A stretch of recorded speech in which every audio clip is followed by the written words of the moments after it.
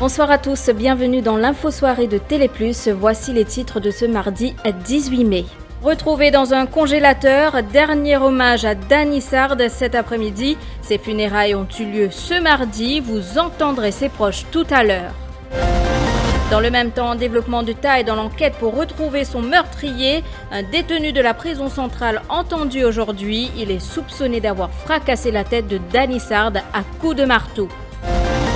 Un Zimbabwéen retrouvé noyé dans le Marovakwa. Il effectuait des inspections pour le compte de la Water Resources Unit. Les circonstances de son décès demeurent floues pour l'heure. Une enquête policière est en cours. Une femme affectée à la vaccination au gymnase James Bertie David à Curepipe testée positive à la Covid-19. L'exercice de contact tracing a démarré à Forestside. Retrouvé dans un congélateur après avoir disparu pendant 2 mois, les funérailles de Danny Sard ont eu lieu cet après-midi. Son ex-épouse, toujours sous le choc, est revenue sur ses souvenirs avec le défunt. C'est elle qui a pu identifier le corps de Danny Sard après l'autopsie. Danny Sard qui était méconnaissable, mais son ex-épouse dit n'avoir eu aucune difficulté à le reconnaître. Elle le décrit comme une personne qui a à cœur sa famille. Danny est populaire. Je suis correct avec tout le monde, malgré les hauts débats, mais je suis correct avec nous, avec mes enfants. Je suis tout sur mes enfants, je suis pas contre sur mes enfants.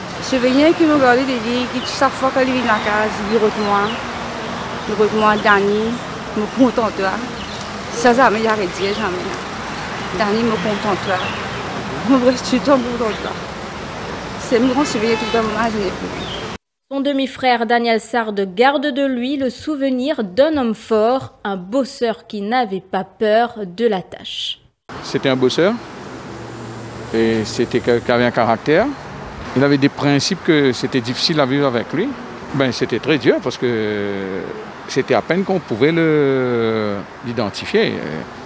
On était à 3, on n'arrivait pas. Tellement il avait le visage, la tête écrabouillée. Et qu'on a dû attendre son ex-femme pour venir aider à l'identification, et chose qui a pu se faire. C'était bien avant le confinement, et comme d'habitude, quand je le voyais, qui position, et moi, correct, moi toujours pareil, etc. Et je lui ai demandé une fois, il faut que tu refasses ta vie, que tu as une personne. Ah non, correct, tout celle-là. Et du nouveau dans cette affaire, le présumé meurtrier de Danny Sard, Rajiv Sowambar, a été interrogé à la prison centrale à Beaubassin dans la matinée de ce mardi. Ce jeune de 28 ans a été dénoncé par l'un des suspects interpellés depuis le week-end dernier comme étant celui qui a vidé la maison de la victime à résidence Validji il y a un peu plus d'1 mois.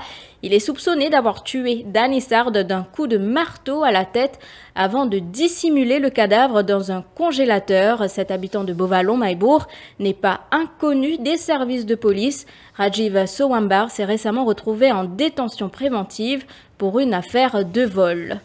Elle n'a pas menti aux autorités de manière intentionnelle. La fille d'une patiente testée positive à la Covid-19 implore celle-ci de comprendre les circonstances qui ont amené sa mère à omettre de donner ces informations. Cela après qu'un cadre du ministère de la Santé a porté plainte contre une habitante de Vallée-Piteau. Celle-ci est accusée d'avoir menti à l'équipe de contact tracing après qu'elle a été testée positive à la Covid-19 jeudi dernier. Elle avait expliqué qu'elle n'avait été en contact avec personne pendant 2 semaines, mais sa fille a avoué aux autorités qu'elles se sont toutes les deux rendues à la rue Magon à Plaine-Verte. Elle explique que sa mère était tendue à ce moment-là et qu'elle n'avait aucune intention de mentir. Quand Balen fait tout ça, il se quitte nous tout seul pour une première fois, sans sa famille, il est parti facile. Laurent s'est parti avec lui. Alors, à ce moment-là, il est parti dans ce sens, quand Balen pose des questions, tout ça là, il n'est pas capable de répondre à ce qui est bizarre. Vous connaissez les seule fois, il demandé quand il est testé positif là. Le même jour. Or, moi, il demandé hier. Alors, quand il demande avec moi, je dis la vérité, les situations calmées un peu, j'attends le lendemain, pour demander, moi penser que c'est plus facile pour tout le monde pour répondre, non? Est-ce qu'il est indien quand même qui ban du monde l'Indien ou ça n'est pas indien dit? Non, il n'est pas l'Indien comme moi, moi pas te rappelle, moi pas connais que ça la monde joindre. Il n'est pas indien personne, ce non. Combien du monde qui finit testé positif après qui ou maman est détecté? Après mon maman, c'est-à-dire mon dada dit, c'est tout. Un cas positif à la Covid-19 a été enregistré ce mardi. Il s'agit d'un personnel du ministère de la Santé engagé dans l'exercice de vaccination contre la Covid-19 au gymnase Dr James Bertie David à Curpip. C'est une habitante de Forestside et selon un communiqué du ministère de la Santé, le contact tracing est déjà en cours. Parallèlement, 551 patients considérés comme étant guéris ont pu rentrer chez eux et le nombre de cas actifs au niveau local s'élève à 90. Enquête judiciaire après le décès tragique du jockey Nouresh Jeglal. Des officiers du Scene of Crime Office se sont rendus au Champ de Mars ce matin pour effectuer des prélèvements. Des enquêteurs y étaient aussi. Vous le savez, le jockey est décédé quelques heures après une lourde chute lorsque son cheval, Rule the Night, a perdu l'équilibre. L'autopsie a attribué son décès à de multiples blessures.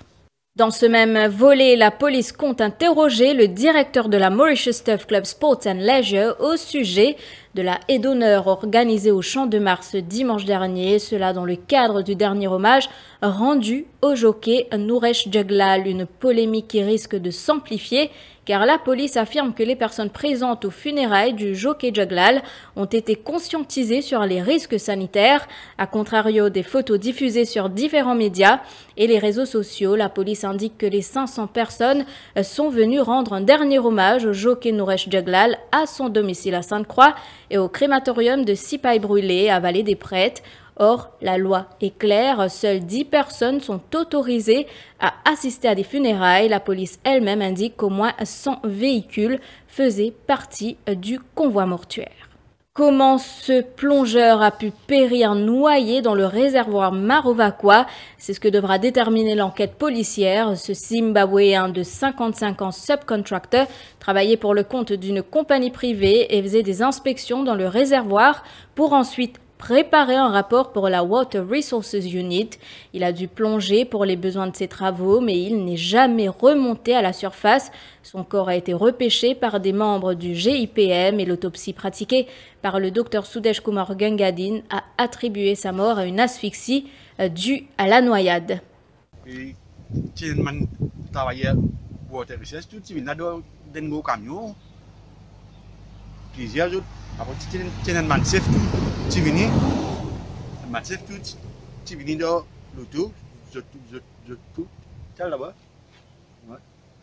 Et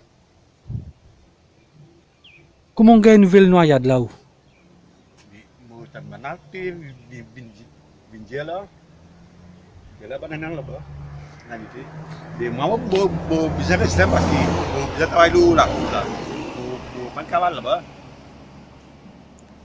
Et les plongé là-bas d'or? Ouais. Veut dire qu'on va venir travailler grand matin, et l'équipe combien de monde vient? C'est 10 monde pour le camion. Après ça, déplonger là, les autres viennent dans 4-4 les autres n'y rentrent. Ouais. Plonger là, tu déjà roulé avant, ou bien première fois que tu roules aujourd'hui? Pourquoi déjà venu? Tu peux venir faire une réparation à vos connaissances?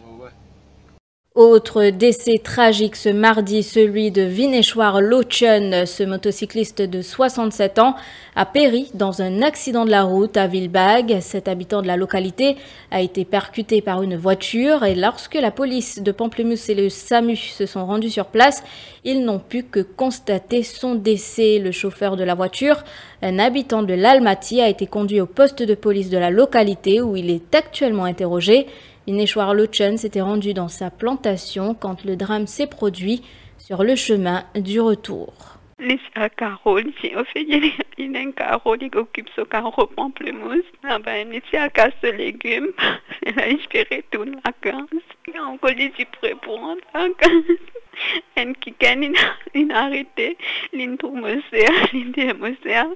Est-ce que mon papa, tu lui as une motocyclette, Suzuki, c'est qui oui. Elle a l'hypédialine fait un accident. Mais c'est bien tranquille, bien modèle, ça m'a dit qu'il y a une prise de bouche avec personne dans l'endroit. Je vous retrouve après la pub.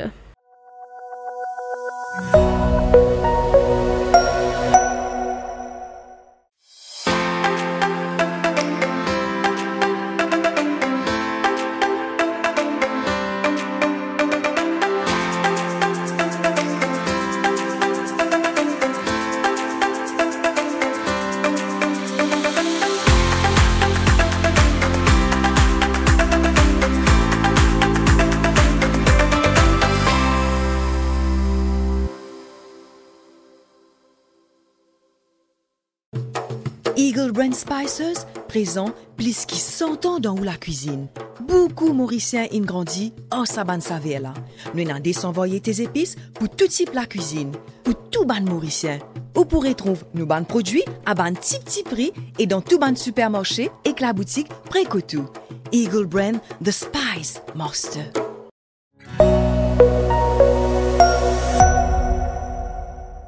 Je n'ai jamais demandé un lift aux officiers du CCID pour venir aux casernes centrales, ironise Rama Valaiden après que le DCP Djangui et l'ASP Koki l'ont affirmé qu'il avait demandé aux autorités de venir le prendre à 2 h du matin.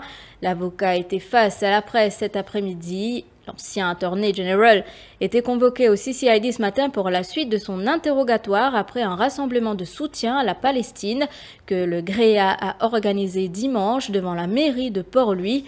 Rassemblement qualifié d'illégal par la police car le protocole sanitaire n'a pas été respecté. Parallèlement, maître Navin Ramchun a été convoqué au Bar Council à 13 h 30 cet après-midi pour donner des explications. Cela après que le patron du CCID, Eman Djangui, a affirmé que c'est à sa demande que la police s'est rendue chez Rama Valaiden à 2 h du matin lundi. Sans qu'il belitule qui que ce soit, que la police, le pouvoir central, est reculé. Pas pour aucun provisionnel. Il y a la garantie avec le Central CID, ce patron? Moi, j'ai la garantie avec le Central CID, avec Mr. Djangui, pas pour aucun provisoire. Et il est important qu'on comprend dans qui optique. Est-ce que maintenant, je peux avoir le dossier des PP, mais nous convaincus, pas pour capable ENA, parce qu'il est en droit et sur les faits, il a raison. Et donc, quand tu fais tout ça là avec vitesse qu'il fait, et je dis mon corps, si pas dans le combat, si pas faire comment il fait, pas dire comment ce qui est bizarre dire, pas dans le soutien populaire, pas dans le soutien aux réseaux sociaux, pas dans sa révolution, pas dans tout ça là. Depuis hier, à SCP Djangui, le MBC, et ASP Kokil, le Radio Plus, viennent dire que c'est où qu'ils souhaitent être interrogés à 2 h du matin. Je qualifie ça comme une mise en scène que vous finissez faire pour gagner sympathie, qui, comme quoi, vous pouvez arrêter à cette heure-ci. Et que beaucoup d'hommes de loi condamnent ça. Qui est la version que M. Djangui et Kokilin donné? Je vous donne ça dans la conférence de presse, mais moi, j'ai un souhait là. Est-ce que je baisse mon scène pour tout le monde tellement bien? Moi, j'ai un souhait, parce qu'il paraît que Central CID peut faire quoi, quand on fait un souhait là, il est réalisé. Est-ce que je fais un souhait au Central CID? Arrête le ministre Minaden, s'il vous plaît, moi, je donne l'ordre. Vous ne souhaitez répondre, M. Djangui? Non, je ne pas nécessaire répondre, ou tu témoin. C'est qui est important pour connaître. Est-ce que je suis au courant, si moi, tu peux dire, 2 h du matin, côté moi, une mise en scène? Donc, la police participe à un réalisateur au père, et la police participe dans un film qui m'a monté. C'est un film qui m'a monté, moi gagne aussi Radio Plus une support moi. Troisième aspect, on fait une mise en scène l'autoroute, quand l'auto la police roule là aux 140 km, avec l'autre côté, l'autre loto à ma droite, un loto à ma gauche, pour continuer à foncer, pour rentrer dans un temps record de 5 minutes, rentrer dans ce que nous appelons Sorez et Caserne Centrale, rentrer. Et moi, je suis très puissant, mais vous pensez, un petit bizarre honté, c'est le Premier ministre, parce qu'il m'a fait caserne ouverte comme envie. Et à 2h du matin, 70 officiers, 13 transports pour, comment dire, donc moi, très très puissant. Et là, moi, pensé, moi, donne tout l'ordre pour plein approvisionnel contre moi. Les frères Garobi ont obtenu des prêts auprès d'entités gouvernementales depuis 2011. Le ministre des Finances a fait l'historique de leurs relations financières au Parlement ce matin. Les frères Garobi, vous le savez, sont soupçonnés d'être mêlés au trafic de drogue après une récente saisie estimée à 3 milliards de roupies. Ils ont obtenu 2 prêts en 2011 et 2013 pour un montant total de 3,9 millions de roupies. Tout a été remboursé en 2018 et en 2016 et 2018. Il y a eu un total de 10,5 millions de roupies pour la construction d'un bateau de pêche et d'une usine de production de glace carbonique. L'auteur de la question est Teresa Outim. Un extrait de ce débat. Whenever a company's finance has been used by another company for money laundering purposes, they have to intervene and disinvest.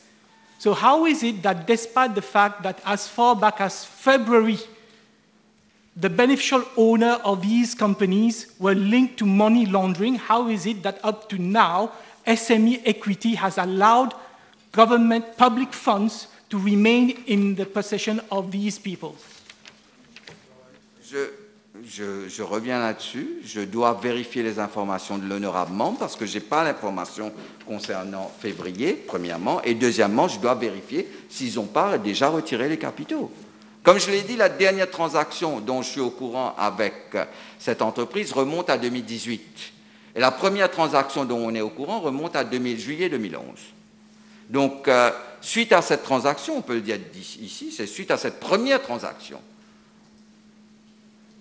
qu'on a les autres transactions par la suite. C'est au moment où on découvre qu'il y a des éléments illégaux qu'on commence à procéder à une enquête.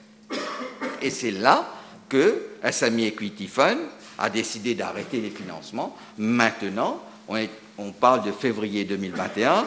Je tiens à préciser qu'à partir du début mars 2021, on est rentré en confinement. Je vais demander à mes officiers au niveau du ministère de suivre le dossier pour voir si on est en train de se désengager de cette entreprise. Renganaden Padayachi a aussi démenti les rumeurs à l'effet que les frères Garobi sont détenteurs d'une Personal Management License en tant que propriétaires de chevaux de course.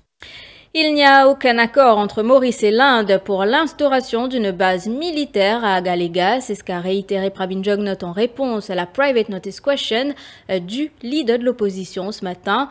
PNQ axé sur le dossier Agalega, le Premier ministre a indiqué que la compagnie indienne Afcons entreprend des travaux d'infrastructure dans l'île, notamment la construction d'une piste d'atterrissage et d'une jetée, un projet entièrement financé par le gouvernement indien, dit-il. En revanche, le chef du gouvernement a précisé que pour tout atterrissage à Agalega ou tout navire militaire qui accostera l'île, il faudra obtenir le feu vert des autorités mauriciennes.